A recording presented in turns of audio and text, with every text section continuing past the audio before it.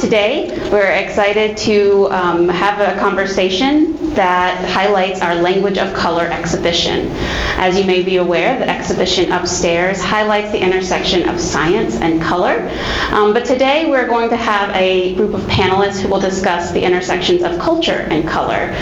They'll be talking about their specific regions of expertise, and we're very excited to welcome these three ladies to the stage today. We'll start out with some individual presentations, and I'd like for you to join me in welcoming our first presenter. Her name is Vindhya Raghavachari. She is a passionate advocate for cultural exchange in the arts with a background in arts and operations. She established SAR Arts with the vision of enriching the cultural landscape of the Lehigh Valley by showcasing diverse art forms from around the world. Her dedication to fostering cross-cultural understanding and appreciation through the art has been instrumental in SAR Art's success in bringing global perspectives to the local community. At SAR Arts, their mission is to ignite a global appreciation for diverse art forms by fostering education, inclusivity, and creativity. As a nonprofit organization, they're dedicated to enriching lives through immersive workshops, vibrant festivals, dynamic e-shops and auctions, and specially crafted activities for children and families. Please join me in welcoming Vindhya to the stage. Thanks, Abby. And how do I get it on through here? Just click the next button. And thank you to the Allentown Art Museum for giving me this opportunity to speak about India and its vibrant color and heritage, and how relevant it is to the exhibition we have on these scarlet poppies and ultramarine butterflies. So color is such an important language for all of us, and I will speak about India today. So India, I think many of you may know about India, its beauty, and I think many people do associate color with India. And this is for many different reasons. Many of our festivals, or all our festivals, utilize color.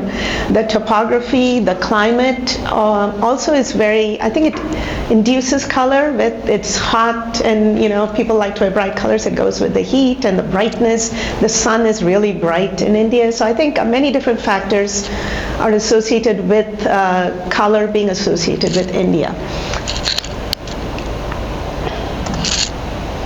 So here, this is an explosion of color. You might not be able to read the text behind it, but I just wanted to give you a sense of what this is.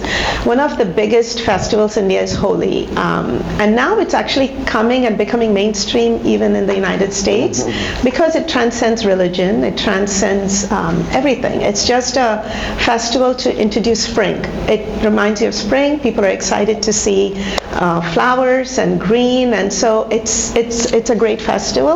Actually, even in the Allentown Art Museum, maybe a few years ago, we had a small Holi festival in the back. It was a lot of fun. So what they do in India is they have color powders, and we just go around and sprinkling it on everyone, so everybody's filled with color. And many of these colors have significance. It's not just random. Each color has a meaning in India, and I'm going to go through that further down. So we'll start with red, and red is energy, power, devotion, new beginnings. So there's a lot that's associated with the color red in India. Brides in India typically wear red, and it's more than auspicious. It just gives us power and energy, and it's just a beautiful color to celebrate with. And this has been coming down through the centuries and years. Red somehow has come down, still being used in the modern times. There are some variations of red nowadays, but red still remains to be the strong one. And even we call it sindoor. It's a red powder that you usually put on your forehead or even in the middle.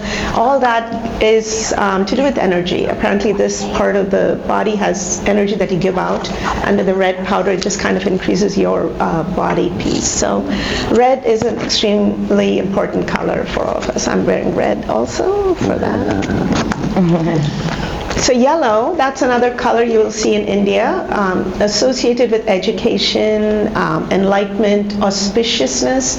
When we start a new activity, we always use turmeric, the powder. It's extremely integrated with our everyday life. We use turmeric in our everyday cooking. I don't think we can cook without using turmeric, even if it's just a little bit. And it has a lot of healing properties, medicinal properties, and I think that's why it kind of has got integrated in our culture. So that color yellow signifies so many different things, for medicine, healing, auspiciousness. There's a festival actually called Vasant Panchami. It's a spring festival where people actually wear yellow, and it signifies, or it respects the goddess Saraswati, who is the goddess of education. So turmeric has so many different uses, what we have, so it's a very beautiful color. You see a small wedding ceremony where they actually take haldi and put on the bride and bridegroom. It again signifies the health, the longevity of the marriage, and many different things. So blue, another beautiful color, it represents the divinity and infinity. It's the sky, it's the universe, the dark blue of the universe. And that is represented as Lord Krishna for many of us. And so that color is very strong for us. It's a supreme who's even above the universe, and that's how it's represented with blue. So blue is a very important color in everything that we do. It also happens to be as part of the indigo dyeing process, which was, I think, it perfected in India. They do a lot of indigo dyeing, and you'll see a lot of clothes with the indigo dyes, and so that's a big industry for us, and we have shared that art form with the rest of the world. Green, another beautiful color, signifies for all of us harvest.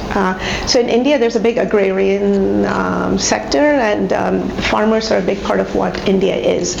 And for them, green is extremely important. They need to see the crops. That's their way of living. So green is very, it's a very, like I said, symbol of environmental consciousness for India. Another, green is also in our mosques in India. You'll see a lot of green, even in the Middle East, even in India and Morocco, many other different places. Green is used. It's because it symbolizes peace and harmony. So some other colors, like white. White is purity for all of us. In India, it's actually, maybe amongst the Hindus, it's a color of mourning, actually, surprisingly, because it's pure, it's peace. It gives peace to the people who are mourning loss, so it lightens them. I think that's why they've used white for that. Black, people avoid wearing black in India. It's associated with negative energy, so we kind of avoid wearing black, but yet black is used in the kohl, we call it, the eyeliners that people make from scratch in India. It's beautiful, made of herbs and candle wax and all that. So black is, everybody in India kind of will wear an eyeliner. It's part of children, babies. They make the fresh kohl and just apply it to the eyes. It's very good for the eyes. So black in that respect is used, but overall, in terms of wearing clothes, it's avoided a bit. So I wanted to tie into what we do at Sarah Arts here. We are a nonprofit organization to celebrate color from around the world. India is a big part. Since I am from India, we have been focusing on the different arts that we provide education and workshops. We have an India Heritage Day that's actually coming up on September 15th, right across in the Arts Park. And it's a beautiful day. Come and see. It's going to be about color. It's explosion of color. So you will enjoy it. We do a theme every year. Last year was the Brides of India, where we had a lot of red, like I'd mentioned. This year it's going to be kites. The Indian kites, again, is an explosion of color. It's different. It's made of different material than the ones here. So we are asking people to come and learn about this colorful kites and how to fly them and learn about them. So we'll have music and dance and food as well. That goes with everything that we do. So in conclusion, I wanted to just say that, and I mentioned it before, that color has been coming through the centuries. The association with color and everything that we do has been coming in. And nothing is, it's surprising to say many of the traditions have been intact even as of today. So I have this picture, I don't know how much you can see, but on the top it's the older outfits, clothes that people used to wear like in centuries before, even 50 years ago, 60 years ago, and below is the more modern variety. And you can see it's not super different. Maybe the colors are slightly muted, but the colors are there. And it's more modern if you want to go with the fashion statements of today. But overall, the clothes are there. It's still there. Nothing has gone extinct. The sari, the beautiful sari is still there, and many other Indian clothes. So we're very happy to see that this colorful tradition of India, I think it's there forever. It'll never leave us in India. It's part of the blood. So it'll continue to go on forever. So just kept some bright pictures to conclude. Holi, I'd mentioned on the left. Ganesh festival, it's a big festival in Mumbai. It kind of takes over the whole city. It's this huge Ganesh statue filled with color, and I think they put them in the water so that it's made of materials that kind of is good for the environment, and it kind of disintegrates in. I don't know how they make these beautiful, huge things full of color. And then the brides of India. Like I said, things are changing a little bit. You have those cream colors and all that, but the red is still there, or different variations of red. So color is part of what India is and will continue to be. Very nice.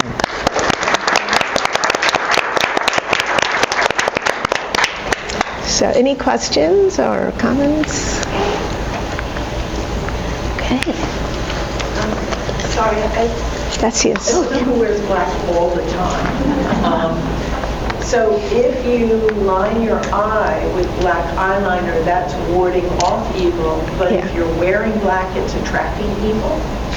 Yeah, that's a good question. I think the thing here is to ward off for the children. They do that, but I think overall, if you wear a lot of black, it's they say it's not that healthy actually. With the sun, we have this. It absorbs the heat. Yeah, it absorbs the heat. So even if it's just about the what do you call, questions about warding off evil and things like that, it's more, I think, to do with the benefits of the sun is extremely strong in India. Yeah. So if you wear that, you don't feel good yourself. I mean, I do understand in the Middle East they have the burqas, which are black, but I've heard they've worn them over centuries and their body is adapted to it, so they don't feel that bad. But in India, we don't have that culture, at least for the people who don't wear the burqas, so they avoid it because it just is not comfortable. I think that's what it is. Is most of what you talked about connected to Hinduism, or is it India with all of the variety of religions and groups? So India has diverse religions. So, like for example, Holi, everyone celebrates it. It's not a religious festival at all. But sectors like the white that is worn for mourning is by the Hindus. The green, affinity to green, is by the Muslim population. They have those small things, but overall the festivals is it's like a group activity. Even Krishna, the birthday of Krishna is a big thing in India. Everybody gets in. It's not, even though it's Krishna, they don't go past the religion because it's an event where people come in, friends come in. Same with the other religious festivals. And that's the great thing about India. It's diverse, but yet we try to respect each other's religion. Yes? I found interesting to notice that you mentioned, in India, white is a symbol of purity and mourning. Now, in my culture, in my country, white also means purity, but also happiness. The color for mourning in my culture is black. Yeah, isn't that, it's funny, it's different. We don't know how it has come about. So interesting. But that's the world, I think. For us, in the Hindu culture, that's specific to Hindu, that the white is worn when they're mourning people. It's like the purity, simplicity. They want to be attached to that, is what I'm thinking. I know it's a funny comparison there. It's opposite, right? Yeah. Yes. When I lived in Jackson Heights, there's a very large Hindu population there, and Muslim Yep. population, and there were these holy men who had like red dyed hair, and my hair used to be very red too. Is that similar to the women wearing the red here and on their part? When you say dyed red, do you mean like henna? Like the henna? But bright, like as red as the saris, bright red. No, I haven't. Dozens of them. Really? With the dyed red? And were they Indians or? I don't know if they, Okay. they didn't speak English, and I didn't speak their language. A merchant told me that they were holy men, and I don't know if they were Muslim or Hindu. Sounds like Muslims. Sounds like henna. The henna is, they use a lot of henna. Yeah. So that's orange, like this bright red henna. Many people use it, but they use it to cover their white, I think. I don't know what the religious significance of that is. But red dye, I haven't seen anything like that. Festival? I'm not sure. No, I don't know of any festival that has that. So I'm curious to see if they're really from India or a different part of the world. Can I add to that? I think in some areas it's prestigious. Old men add henna their hair. And I know in some parts of the Arab world, like Sudan, East Africa, it's a sort of a cosmopolitan Look. You know. It means they have henna and then they But I think you were dye saying they're their hair. bright red. That sounds Bright. Not henna red or orangish. Well, a little bit orange. Oh, Yeah. it could be what she's saying. It could be Yeah. it may be there, and then that's a part of a respect. But as far as maybe they're not in, I haven't I've never encountered seen it. bright red. That's nice. And find out. Yeah, I'll look through and see. I'm curious too, but I haven't seen anything that holy men having red hair.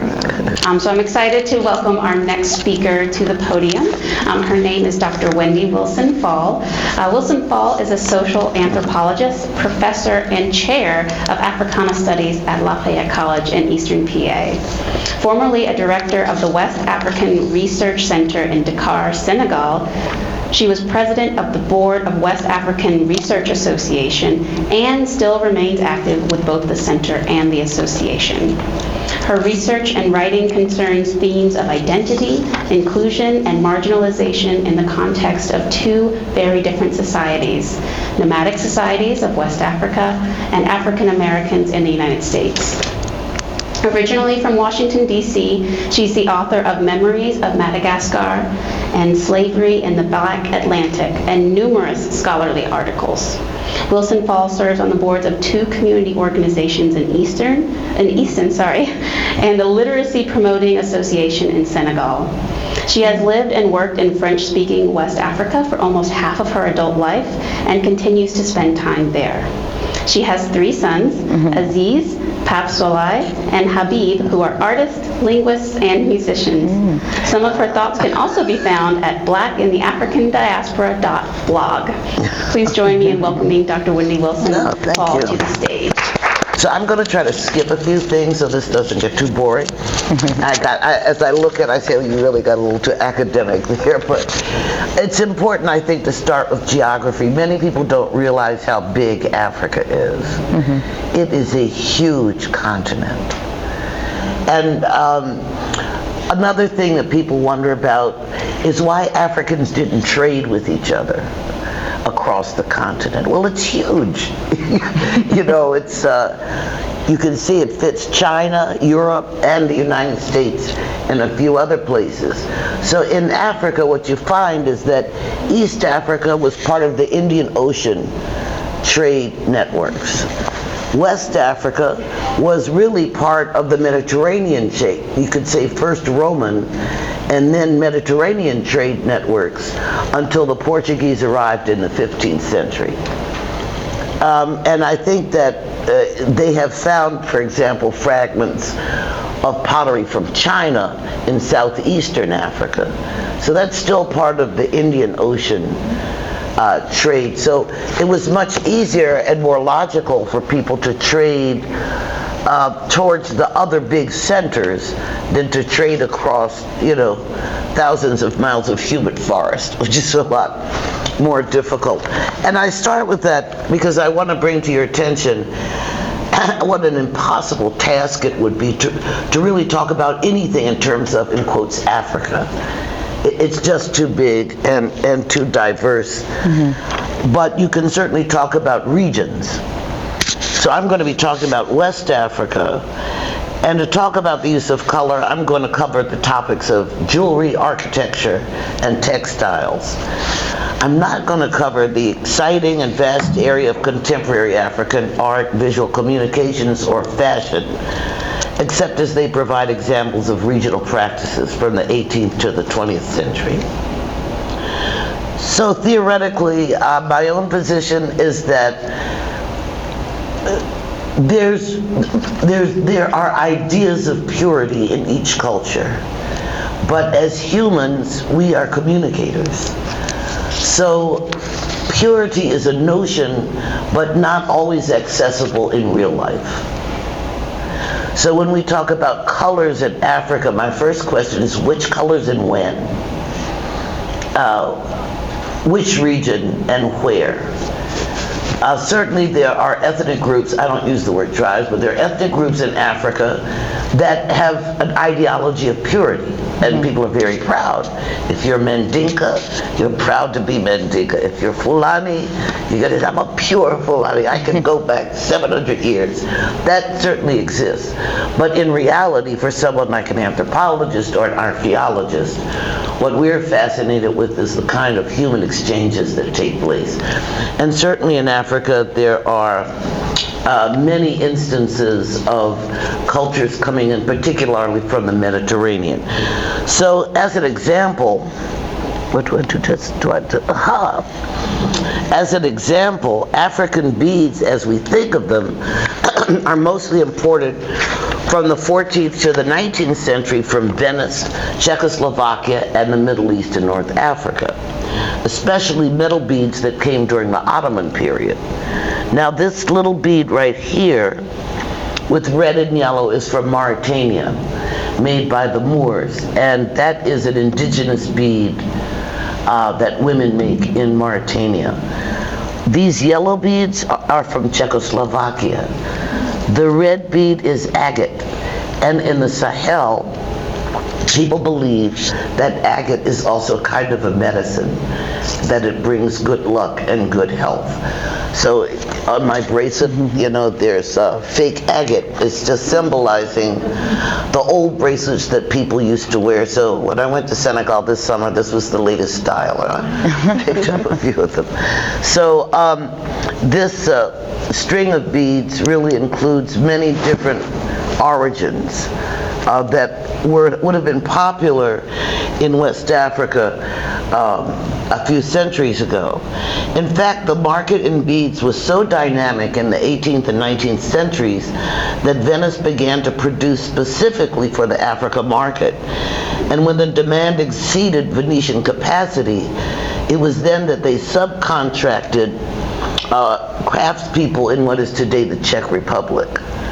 So they were still trying to respond to that very dynamic market.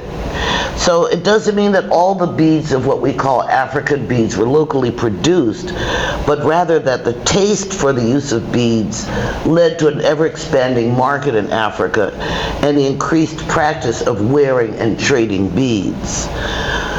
So transformations in local economies, and especially the slave trades in the Indian Ocean region, the trans-Saharan trade, and the Atlantic trade had critical impacts on local economies, political structures, and even capacity for production, artistic production. So I would kind of argue, I will conversationally engage in discourse about pure cultures. Why not? But I do believe that humans, we don't even know really what humans have been up to for a very long time. And I believe there are core cultures, however, anywhere. Definitely there are core cultures that have expanded and become a larger culture that have very particular practices to themselves. So West Africa is interesting because it can be thought of as having 4 major environmental zones.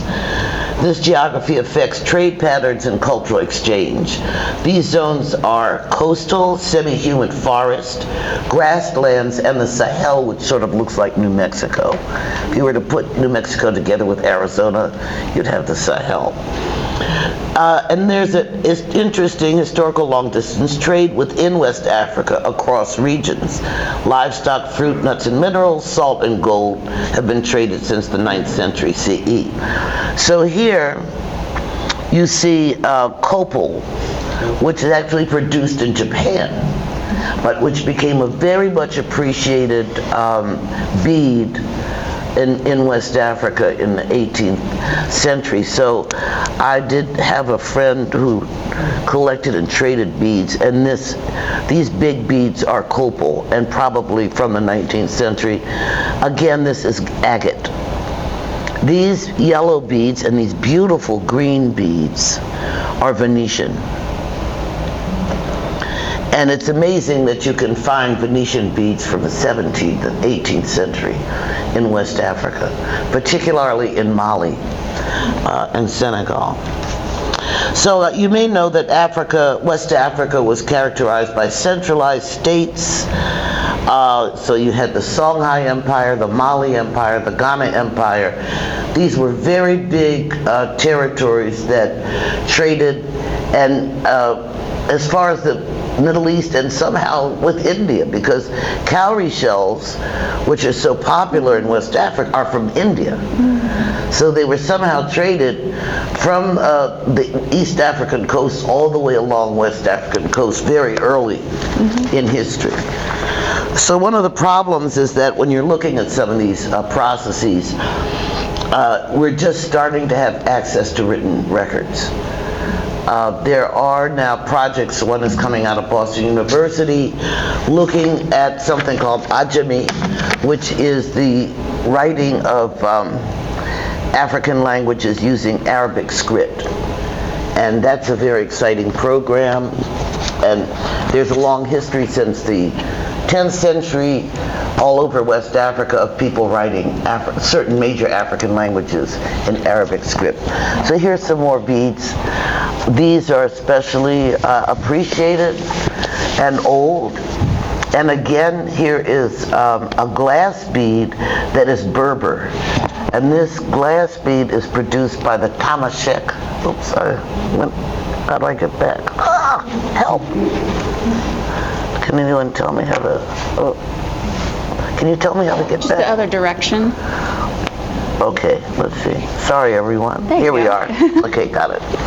So the Tuaregs are Berbers, and they are some of the original populations of Africa. They live from the Sahara Republic across Morocco, Tunisia, up to Libya. They're Berbers. They are the original inhabitants, and they were actually invaded by the Arabs in the 8th century, so they consider that their territory, even though some of them look something like Arabs. They themselves do not think of themselves at all like Arabs. So this glass bead is Tamashek, or Tuareg, as is this silver piece, which is very typical of their work.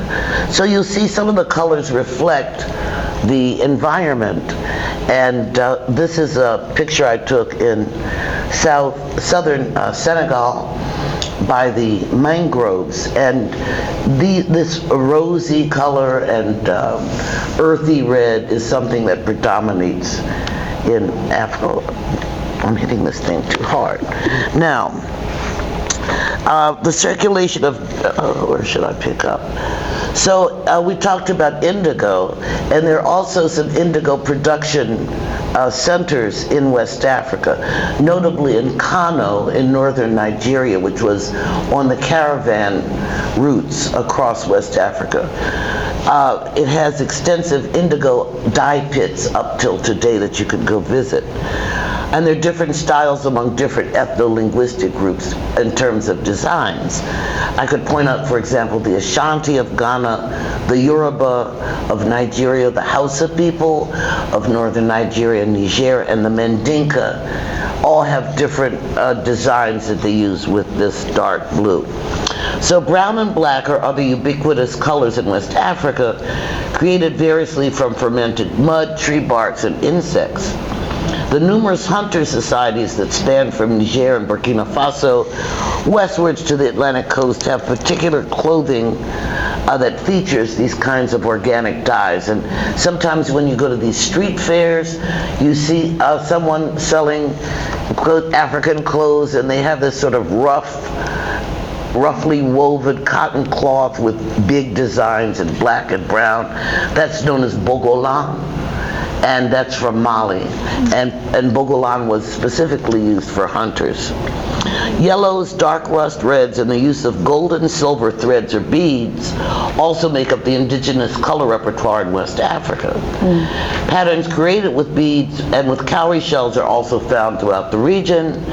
An example would be the Bamileke of Cameroon, who do very extravagant and detailed beadwork. The use of white, yellow ochre, and red ochre is widespread in the decoration of houses. Interestingly, the circulation of dyed cloth via long-distance trade is a very outstanding feature of the Sahel. And women are the major brokers of textiles. So among the Wolof of Senegal, for instance, women are the major agents of exchange and distribution of rare and coveted textiles.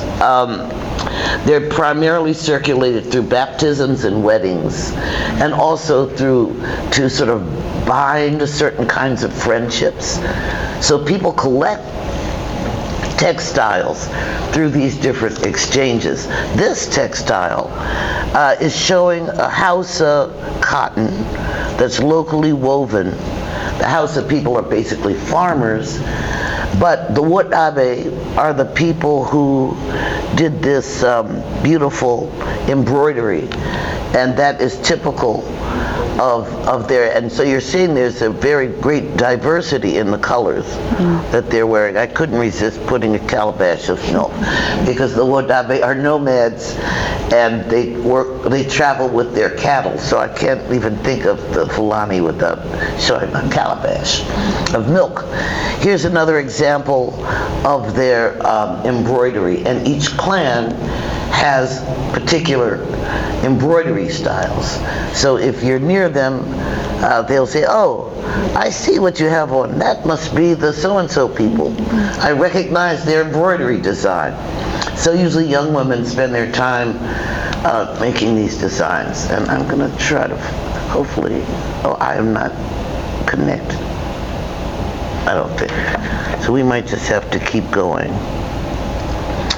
So I want to point out, I don't know if you've ever read the book Red by Orhan Pamuk, who's a Turkish author. It's a novel. It's an amazing book about the arrival of red pigment to Istanbul. And all of the hanky-panky and conniving and exchange and secrecy that was going on as people were trying to get this red paint, which was going to change the work of the miniature painters. So I think this is an example of how colors travel. But I think that in terms of West Africa, the parts of Africa that I know the best, African colors are really more a function of use than production. In other words, there's certain practices and beliefs that make it such that Africans love bright colors and wear lots of bright colors. There are books about trading between Ghanaian producers, for example, in the 18th century, trading cloth with the Dutch. So it's a very long-standing tradition. It's not a new one. So there are beginning to be studies, is what I'm trying to say, and studies cost money. Archaeology is expensive. Anthropology requires gasoline to get to far off places. And there's currently a kind of a renaissance in African studies, which I think results a lot from the internet and the mobility of scholars. So now you have scholars from Europe, from Canada, from Africa, from South America who are able to communicate with each other, share information, and this has really pushed intellectual production about the history of Africa. I don't have much more that I want to say, but I do want to point out that numbers, I stopped to try to think about this when I was thinking about this subject, and interestingly, numbers have much more spiritual valence in the Sahel than colors do. So numbers are, and of course fractals. There's a professor in at BU, I think, who works on fractals, which is the way geometrics repeat. It's very, very typical of African visual cultures. And in that, numbers are very important. So for example, 4 is a spiritual number for males, and 3 is a spiritual number for women. So I think that's probably much more widespread than particular colors. Now, I did something silly because I don't have the internet key here. But I would like to go quickly so that you could see these things if we can.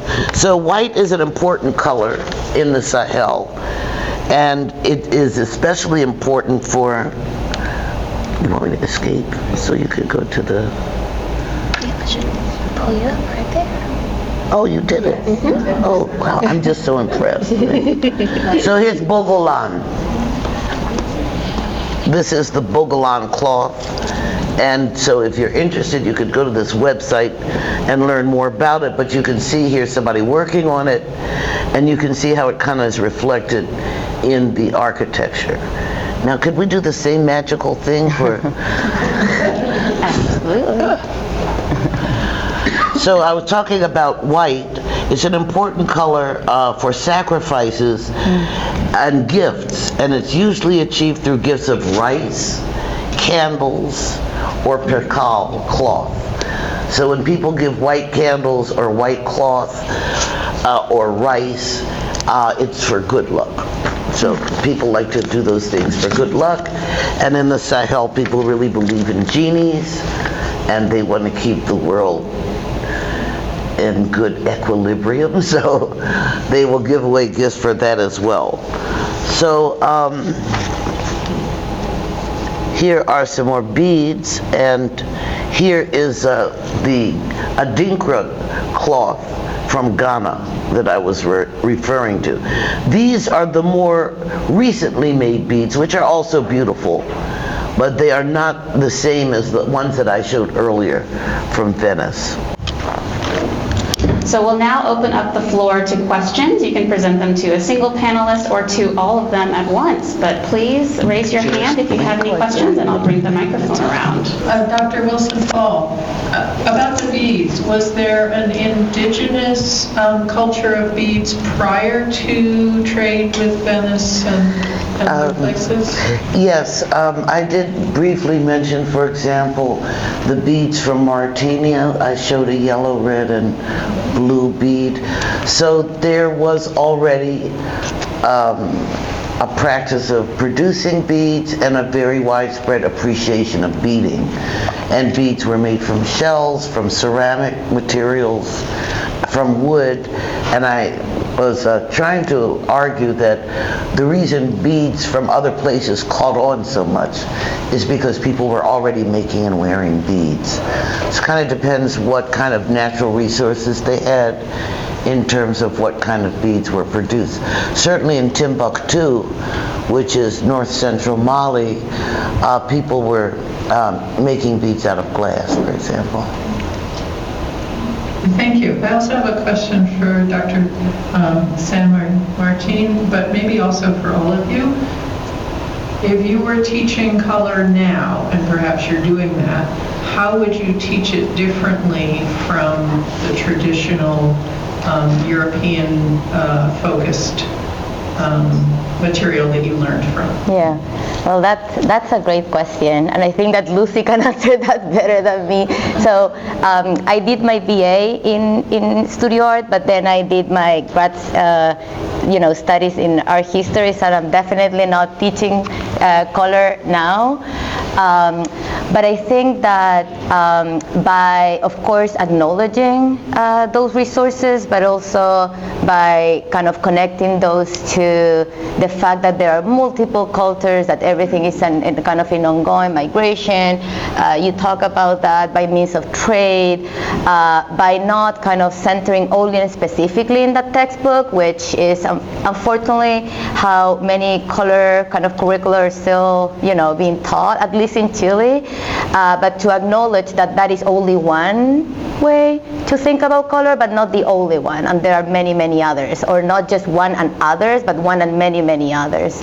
So I think that by inviting artists to talk about their work, inviting anthropologists, inviting cultural practitioners, because color is definitely not only something that regards artists and art historians, but of course, as this panel have proved, everybody.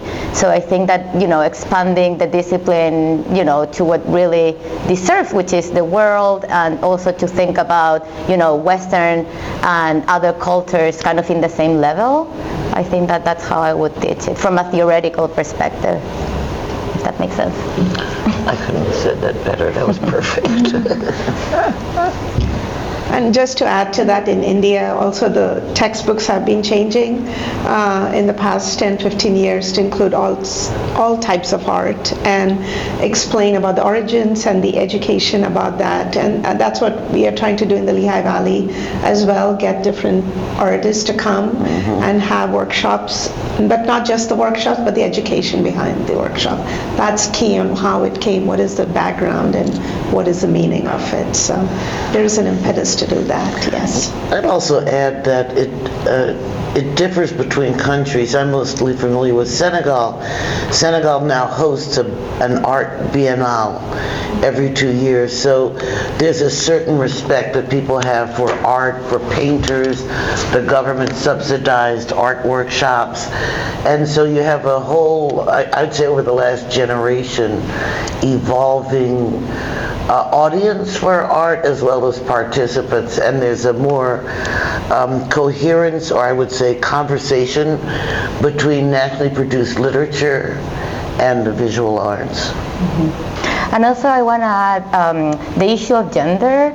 So until very recently, people kind of thought about, the kind of pioneer of color theory only, in relationship to Joseph Albers, when in reality, not only his wife, but the amazing artist Annie Albers was always there. And it's interesting, like Yale University, they had an exhibition on, both Annie Albers and Joseph Albers. So, bringing back to the discussion their role and the power of women in theorizing color, but also the fact that in Chile, for instance, everybody talks about Vilches' relationship to Joseph Albers, but not really, right? Like, what was the role of Annie Albers, and then the role of also weaving and textile, and how that can also, kind of broaden our perception of color and making and texture. So, yeah, like bringing, the role of women, which is happening already. It should happen more. It's happening. Thank you for your presentations. I really enjoyed it. I am Catholic, and I just like to make a comment about funerals. You usually find people wearing somber colors at funerals, like black and gray and navy. But when I was growing up, the priests wore black, and there's a cover that goes over the casket, and that was black. Now that has changed. Today, the priest wears white, and the cover over the casket is white, because, yes, we're mourning the passing of our loved one, but we are happy that they have passed over to what we hope is a happier place. than here on Earth. Really interesting. Yeah, that's beautiful. That's very interesting to hear that actually traditions have changed and it's, there's an explanation behind that. That's really amazing. I mean, that kind of brings the world together, in that perspective. Thank you for sharing. I'm curious about the color red because I really like red. Yeah. What a coincidence. Okay, better say there. Okay, my background is in history and how red in colonial America came from the cochineal beetle in Mexico. Where did red come from around the world, internationally? I don't know. Yeah, that's a good question, actually. India has always been synonymous with red. It's been there since time. The pigment, of course, like you had mentioned, there's different ways the pigment could come, and it came to different countries at different time. But as far as I know, in India, red is like, like I mentioned, the dot and the sindoor. That's been there for ever. So that pigment might have been discovered, indigenous, probably, yeah. I would say for Africa, it's very hard to say.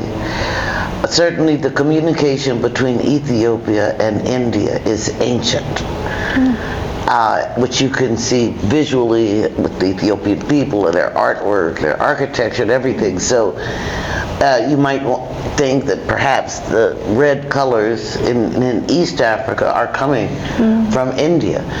I don't know about the others because there's such a diversity of peoples in West Africa and the Sahel, because you've got that long Mediterranean coast. You have the people who came from Damascus in the 8th century to Spain. So who knows, maybe there's someone who's doing their dissertation on that as we speak. We can hope. Actually, for red in India, it's a primary color, so you can't really, it's what you find, but it's not a pure red. It's like maybe darker than this, like it's a burnt kind of red. But in India, when we use that bright red powder, I know that we mix turmeric, yellow, and there's some other calcium or something. It's mixed together with that indigenous red to give it the popping bright red. So they do that even to this day. So that indigenous red is not this bright red, it's more muted, but it's mixed with other things to give it that bright red. My question is for Dr. Fall. She's Here, yes. after seeing the beads, I was just curious if you ever seen them made and how exactly they would make the beads, like with different shapes and adding the colors to them. Well, stripes. yeah, those colors each represent a piece of glass that is that color. So just think of a sausage. When they make the beads, they're putting together strands of colored glass, and then they cut that into smaller pieces, and that's what makes the beads. Some of the wooden beads, obviously, are engraved pieces of wood. And for clay beads, I believe that some of the earliest human ceramics are in West Africa. So those are probably some of the oldest beads ever in Africa. And those would have been made by rolling clay and then using various instruments to put a pattern on it. And that's a very interesting field of study, and there are sources on that. If you want to follow up afterwards, I could suggest something. So it depends on the area again and the materials.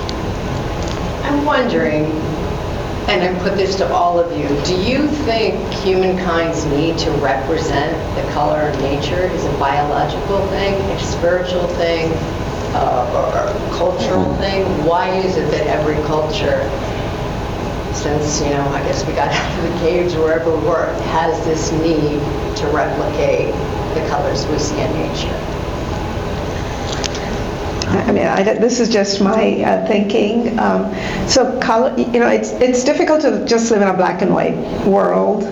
So you need color. You wear colors every day. You work with colors. So I think it's part of the human thinking and mind to naturally think about color. And then as civilization progresses, you have religion, you have festivals, you have the sky, you have the green of the harvest. They want to use those colors thinking that'll help them.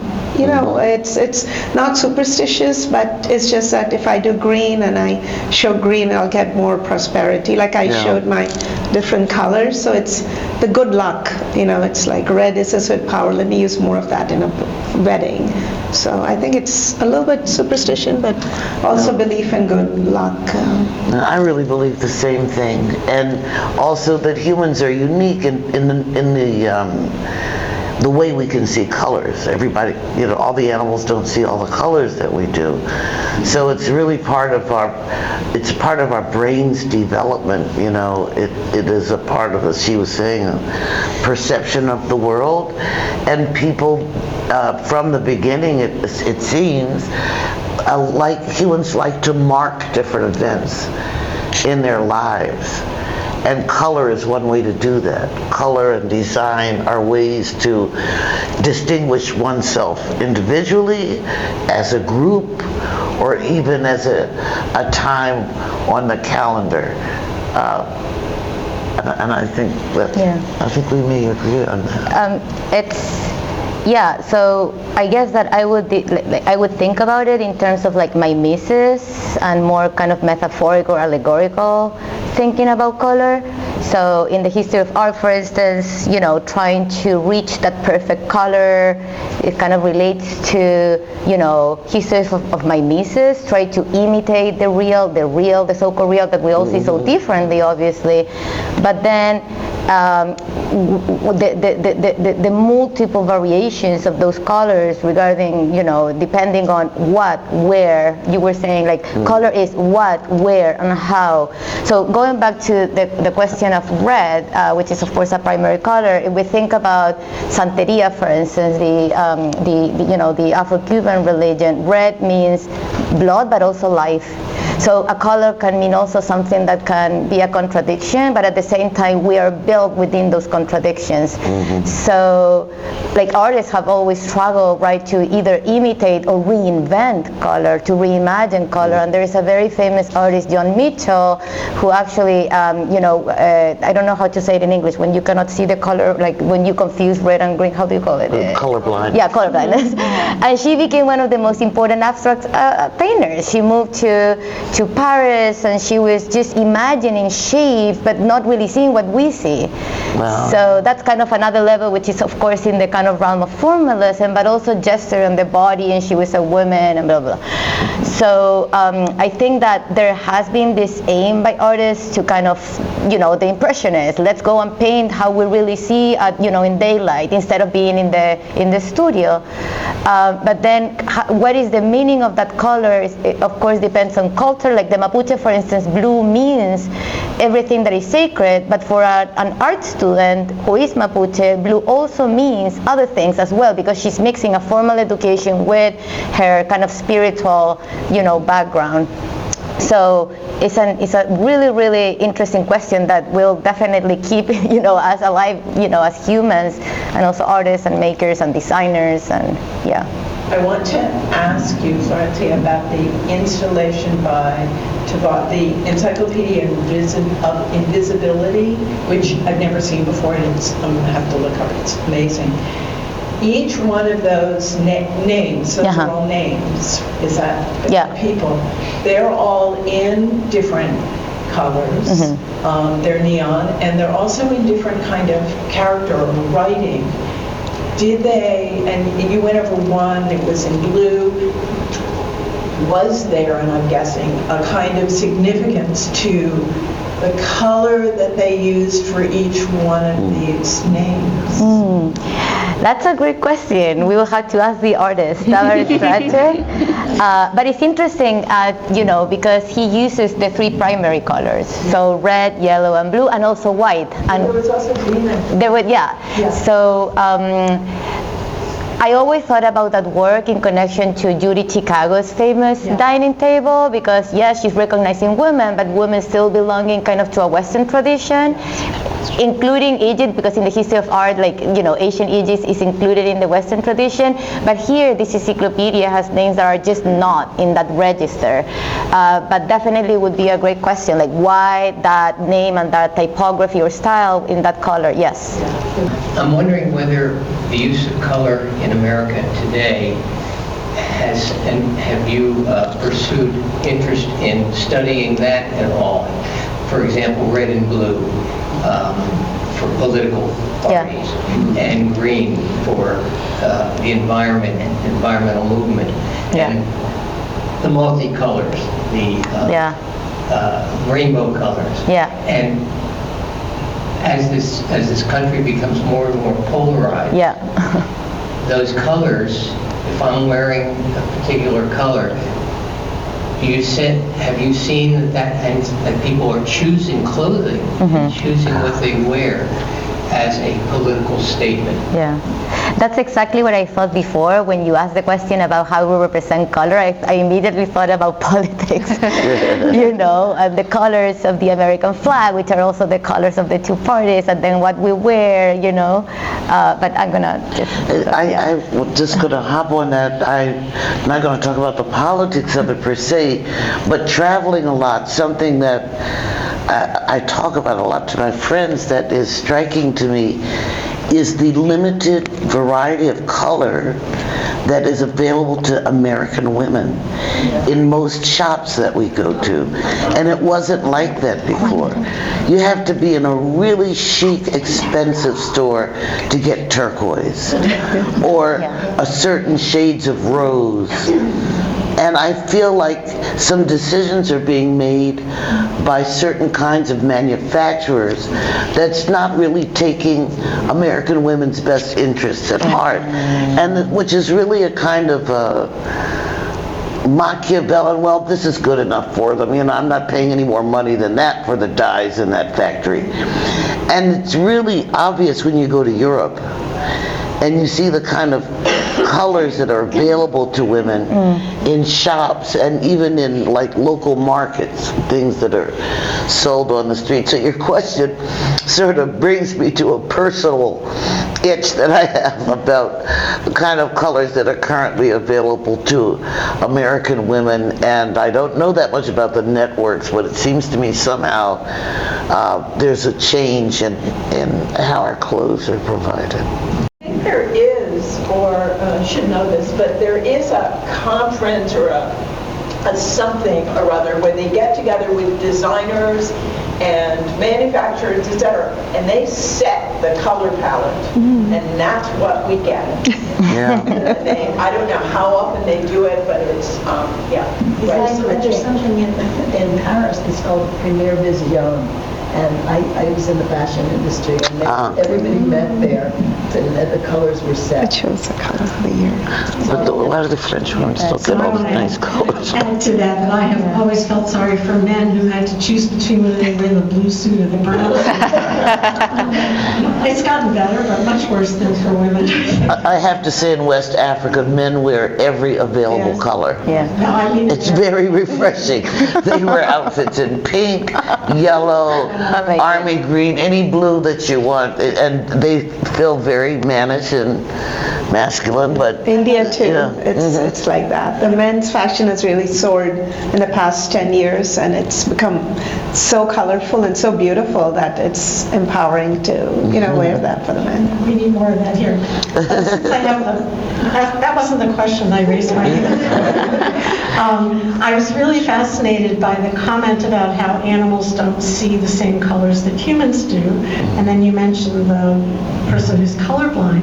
What I wonder is, and this is not your area of expertise, I understand that, but there must be some science, some neuroscience studies on how the eyes register colors, and is that different from one part of the world to another? And it could go either way, right? It could be that people's eyes are constructed differently and therefore see colors differently, or it could be that the cultural emphasis on colors affects the vision in the way that the body adapts to the environment. So I just wonder if you know any of that science about eyes and how much variation there is among the human race. I mean, everybody perceives color differently. I think even myself and my husband, I'll see it as bluish green, he'll see it as green, and you enjoy colors. You know, it's I don't know if of any studies per se. I do know that all eyeballs are the same. And people go to ophthalmology schools all over the world, and they're sharing the same scientific information. So I'm sure it's not the eyeballs. But on the other hand, the perception is probably what might be different to how people see the color. Yeah, there are a few books, and it's a fascinating topic. Like people in visual culture, the first thing that I can think about is that book titled Ways of Seeing by Jonathan Carey, something like that, in which he talks about how tradition affects the way we see like different cultures. And yeah, that's a great book, published by Columbia University a few years ago. I just have a comment that's not highly intellectual. I did not know Tupac's name had historical significance. Yeah. So I really appreciate knowing that. It gives me some insight into myself and how I look at He was a really cool, social activist. He was. And so was his mother, who, I mean, the fact that, he's born in New York, but also that his name honors, like 18th century indigenous leaders and 16th century Inca revolutionary kind of links the Americas to like in a united hemisphere, So maybe a different application of color. I recently was involved in a team building exercise. So you fill out this questionnaire, and then you get associated with a range of colors, right? And these colors are apparently associated with personality types. So red color is aggressive and angry. We're all aggressive. We're very aggressive. There's apparently a lot of research on personalities and the way people perceive color and the way they behave, right? And there's now rules on how these colors mix. So certain teams or certain individuals have a mixture of colors that leads to certain personality traits and the way they perceive color and the way they apply color, I guess. So it's kind of interesting to see if there's more research that needs to be done there, or I gather there's a big body of research already associating colors with behaviors. And I wonder how that applies, in the way artists apply that to painting or art or the way they perceive the world. I would like to I think some of it is culturally bounded. For example, in West Africa, there's something called Kano green, which is a kind of a muted light green. But it's a green that you also see in India and in Morocco. And it's usually together with a kind of a Bordeaux red, like this red. I don't know if people from those places would have the same associations. It's sort of like what we were saying earlier about personality. It's kind of hard it'd be really interesting to think about whether those ideas are transnational or they're really affected by local culture. It's an interesting question. It has been a pleasure listening to each of you, and thank you for fielding all of these wonderful questions, even though some of them were a little tough. You guys had some really good, insightful questions, and I really appreciate our audience as well for coming out today. I'd like to remind everyone that if you haven't yet seen The Language of Color, the exhibition that is an inspiration for this dynamic conversation, it is currently on view on our second level, and it will be on view through September 29th. So I hope you'll either check it out today or come back another day, as we are admission free forever now during all of our public hours. Also, if you're interested in more programming around the Language of Color exhibition, we have an artist workshop coming up with Michael Freeman on September 14th. This workshop is free and open to the public, and he'll be sharing some of his own techniques as an artist who uses a wide variety of colors, as you can see in the example painting below.